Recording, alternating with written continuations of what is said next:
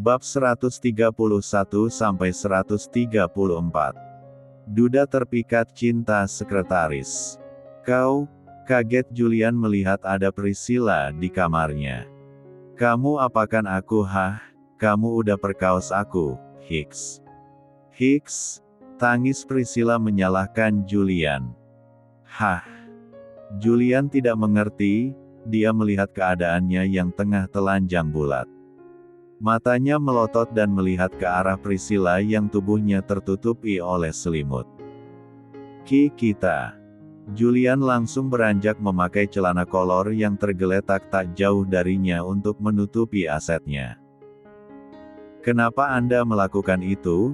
Kenapa saya hanya tak sengaja menabrak mobilmu itu pun sudah saya ganti? Tapi kenapa Anda melakukan ini sana saya? Apa salah saya? Hicks. Tangis Priscilla sambil menelusupkan kepalanya di antara kedua lututnya yang tengah dia tekuk.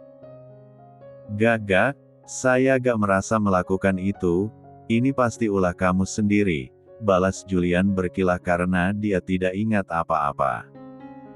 Hicks, Anda jahat, Anda laki-laki terbrongs, yang pernah saya temui. Mantan saya jahat karena selingkuh, tapi dia tidak sampai merusak saya seperti ini. Anda laki-laki brengsek, maki Priscilla pada Julian. Priscilla langsung bangun dengan sedikit kesusahan, dia melilitkan selimut untuk menutupi seluruh tubuhnya. Ouch, ringis Priscilla saat dia ingin beranjak tapi merasakan rasa sakit di area bawahnya. Tak ingin berlama-lama di sana, dia langsung beranjak mengambil P4 kayannya dengan menahan rasa sakit yang dia rasakan. Julian hanya menatap itu, dia menatap Priscilla yang pergi ke kamar mandi. Tak lama setelah itu Priscilla keluar dari kamar mandi dengan tubuh yang sudah memakai pakaian, meskipun dengan penampilan yang sangat berantakan. Ambil saja KTP saya tidak membutuhkan itu lagi. Tubuh saya sudah hancur oleh Anda, tidak ada gunanya juga KTP itu buat saya. Setelah mengatakan itu Priscilla langsung pergi meninggalkan Julian yang tengah menatapnya. Agur. Perang. Kamar yang berantakan tadi sekarang terlihat seperti kapal pecah. Barang-barang berserakan di lantai kamar itu. Julian menatap nanar kamarnya, nafasnya ngos-ngosan. Tak lama setelah itu dia langsung pergi ke kamar mandi. Priscilla berjalan seperti orang linglung, keluar dari apartemen Julian. Bukannya mencari taksi, dia malah memilih berjalan menuju kontrakannya. Apa aku tidak pantas untuk bahagia? Kenapa semuanya menjadi seperti ini? Monolog Priscilla sambil berjalan di trotoar. Melihat ada bangku terminal yang kosong, Priscilla memutuskan untuk berhenti dan duduk di sana. Hicks, tangis Priscilla kembali pecah mengingat apa yang sudah terjadi kepadanya. Kenapa harus aku? Hicks. Tubuhku sudah kotor, kesucian yang selama ini aku jaga telah direnggot paksa. Apa yang spesial dari diriku? Gak ada yang bisa aku banggakan dari diriku lagi. Priscilla terus berbicara sendiri mengeluarkan unek-uneknya, hingga merasa hari semakin malam. Priscilla memutuskan untuk melanjutkan perjalanannya lagi menuju kontrakan. Tak berbeda jauh dengan Priscilla, Julian saat ini juga tengah termenung di ruang tamu apartemennya. Kamarnya yang berantakan sudah rapi kembali, dia tadi memanggil seseorang untuk membersihkan kamarnya. Julian mengingat kembali saat dia melihat ada bercak merah di spray putih miliknya. Julian yakin darah itu adalah milik Priscilla yang sudah dia ambil. Apa aku salah sudah berkata seperti tadi? Gumam Julian memikirkan perkataannya yang malah menyalahkan Priscilla. Tapi aku memang gak sadar, aku gak ingat kejadian semalam. Lanjutnya sambil tangannya meremas rambutnya memaksa otaknya untuk berpikir. Tunggu, aku ingat sesuatu. Bab 32. Julian tidak menyangka setelah menerima hasil lap dari makanan serta minuman yang kedua wanita berikan kepadanya semalam. Ya, di dalam makanan dan minuman itu ternyata mengandung obat perangsang dosis tinggi. Bahkan yang lebih mencengangkan lagi, ternyata orang yang berhasil mengonsumsi obat itu tidak akan bisa bernempatfesu kepada orang lain, selain orang yang berhasil mereka OTW setelah meminum obat itu. Gila-gila, ini tidak mungkin, tak percaya Julian setelah pulang dari rumah sakit untuk melakukan cek lab terhadap makanan dan minuman itu. Gue gak tahu harus apa sekarang, gue bingung. Racau Julian yang tiba-tiba otak pintarnya itu menjadi tidak bisa digunakan. Julian pusing dibuatnya, mana saat dirinya hendak memberikan pelajaran buat pelaku, yang sudah menjebak mereka pun tidak bisa karena mereka sudah pindah dari apartemen yang ada di sampingnya itu. Karena terlalu pusing memikirkan masalah yang menimpanya membuat Julian sampai tertidur. Pagi hari, seperti biasa Rebecca akan menyiapkan keperluan suami dan juga anaknya untuk pergi ke kantor dan sekolah. Selain untuk mereka berdua, Rebecca juga hendak bersiap pergi mengikuti Stefan ke perusahaan. "Ayo Mas, apa semua sudah siap?" tanya Rebecca pada Stefan yang selesai memakai sepatu kantornya. "Udah Yang, yuk," balas Stefan merangkul pundak istrinya untuk pergi meninggalkan kamar mereka berdua. "Selamat pagi Papi, Momi," sapa Bril yang melihat kedatangan kedua orang tuanya. "Selamat pagi juga sayangnya Papi," jawab Stefan sambil memberikan kecupan di kening Bril dan diikuti Rebecca. "Bril abis makan langsung berangkat sama Papi Momi kerja ya," ucap Stefan pada anaknya. "Oke Pi, tapi nanti pulangnya Papi yang jemput ya," balas Bril. "Iya nanti kalau bukan Papi ya pasti Momi yang jemput," balas Stefan. "Yiye," sorak Bril senang. "Ya udah Gi buruan sarapannya, nanti keburu dingin," balas Stefan menyuruh Bril agar kembali fokus makan. "Siap Papi," balas Bril senang. Rebecca yang melihat itu pun tersenyum, dia bersyukur karena suami dan anak tirinya terlihat sangatlah dekat. Begitu pula dengan Mama Brigita yang bahagia melihat mantan menantu dan cucunya yang bisa kembali bahagia setelah beberapa tahun terpuruk. "Stef nanti Mama izin pulang ke rumah ya," ucap Mama Brigita pada Stefan. Mama Brigita meminta izin pada Stefan. Meskipun dia tidak paling tua di sini, tapi dia juga menghormati Stefan sebagai tuan rumah. "Loh kenapa pulang Ma? Apakah Mama gak betah di sini?" balas Stefan balik bertanya.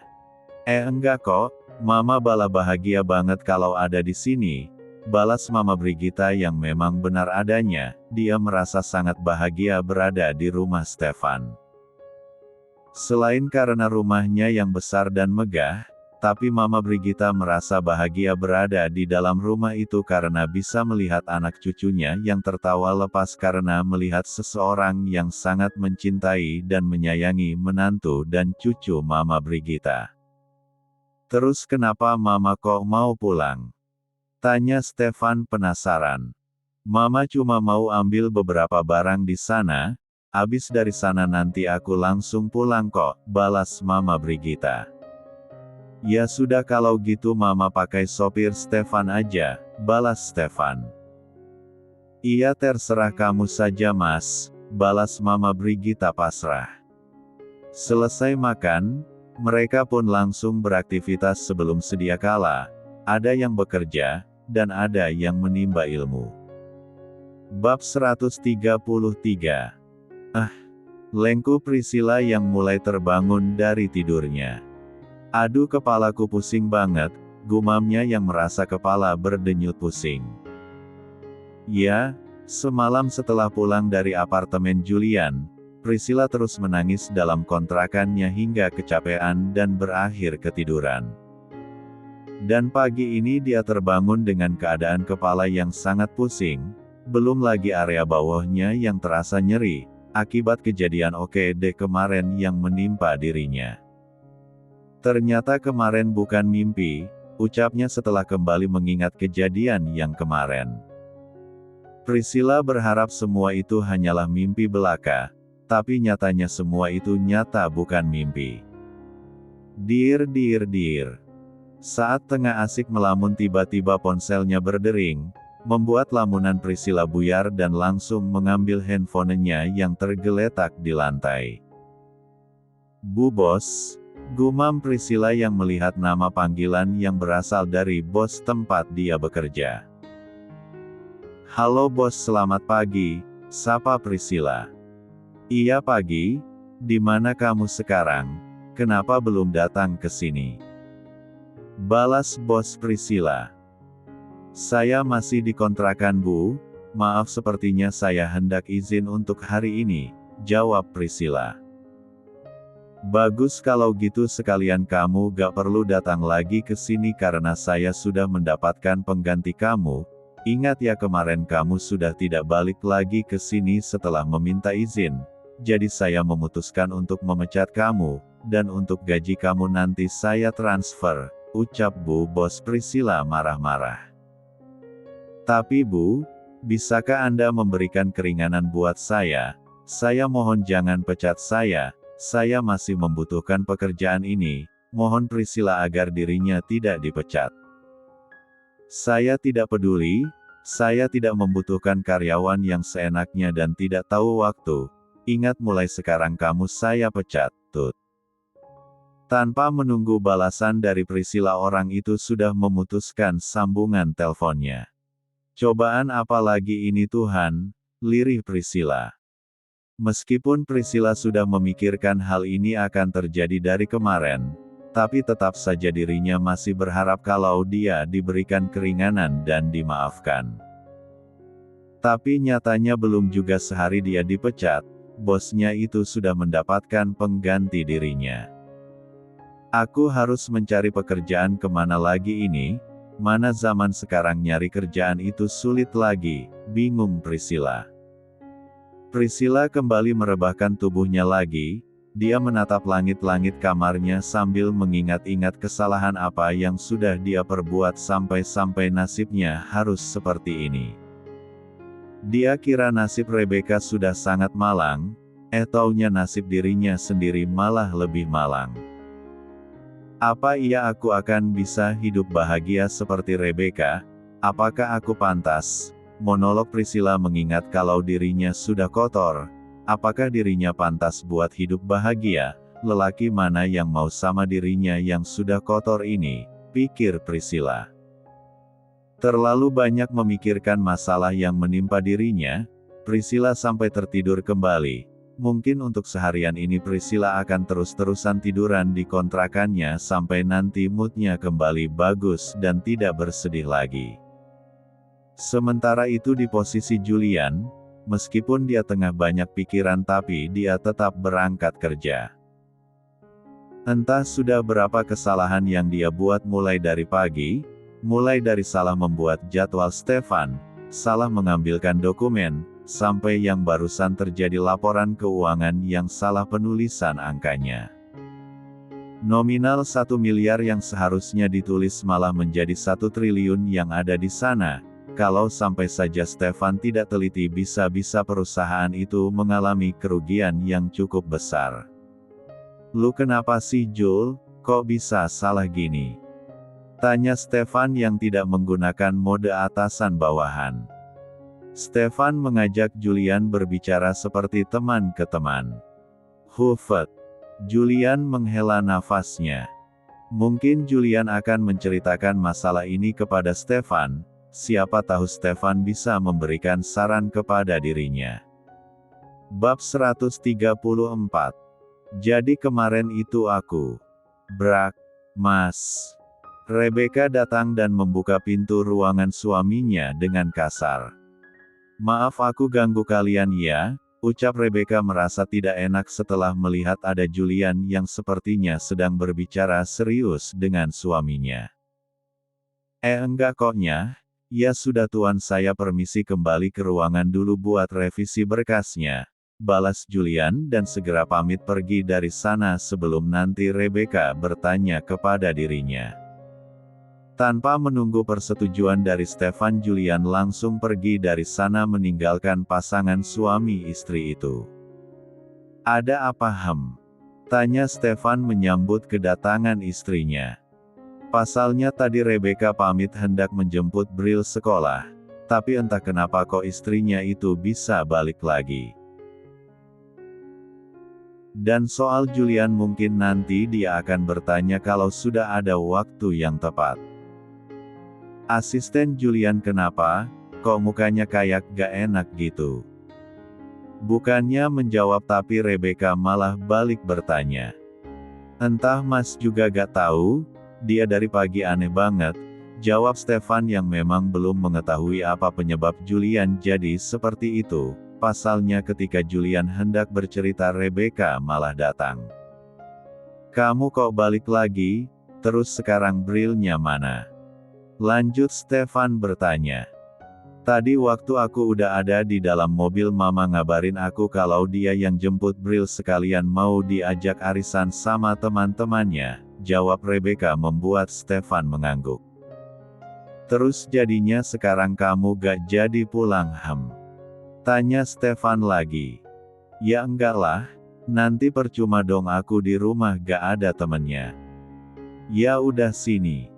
Stefan menarik tangan Rebecca dan membimbingnya agar duduk di pangkuannya. Maas nanti kalau ada yang lihat bagaimana. Panik Rebecca hendak berdiri dari pangkuan Stefan tapi Stefan menahannya. Udah di sini aja temani aku kerja, gak bakalan ada yang berani masuk ke sini tanpa seizin Mas, balas Stefan mengeratkan pelukannya di pinggang Rebecca. Tapi aku gak nyaman loh, aku mau ke tempat aku aja lanjutin kerjaan. Rebecca berusaha bangun tapi tidak semudah itu Stefan mengizinkannya. Jangan gerak sayang, nanti ya bawa bisa bangun, peringat Stefan agar Rebecca tidak banyak bergerak. Bukannya emang sudah bangun dari tadi ya, dasar punya kamu baperan, balas Rebecca yang memang sudah merasakan ada yang keras di bawahnya sedari tadi. Hanya sama kamu sayang bapernya, tawa Stefan. Salting Rebecca. Kap. Udah kamu di sini aja temani aku kerja, nanti kita makan siang di luar, ucap Stefan setelah mencuri ciuman di bibir Rebecca. Mas kenapa suka banget sih cium aku gak bilang-bilang, aku kan kaget. Emang kalau bilang kamu bakal ngizinin, biasanya juga aku harus ngemis dulu kan, balas Stefan membuat Rebecca kicap. Kenapa diam? Benarkan apa yang Mas bilang? Udah kamu diam aja, Mas mau lanjutin kerjaan dulu, lanjut Stefan dan mulai melanjutkan lagi pekerjaan memeriksa dokumen yang harus dia tanda tangani. Sedangkan Rebecca pun diam, dia menatap wajah Stefan yang terlihat berkali-kali lipat lebih tampan saat sedang serius bekerja seperti ini. Dengan kacamata yang bertengker di hidungnya yang mancung dan mata tajam yang serius menatap laptop membuat Rebecca semakin terbuai dengan pesona suaminya itu. Ganteng banget sih suamiku ini, gak jadi nyesel deh nikah sama dia, batin Rebecca yang memang sudah mulai melupakan perbuatan Stefan dulu yang menjahati dirinya. Udah puas natapnya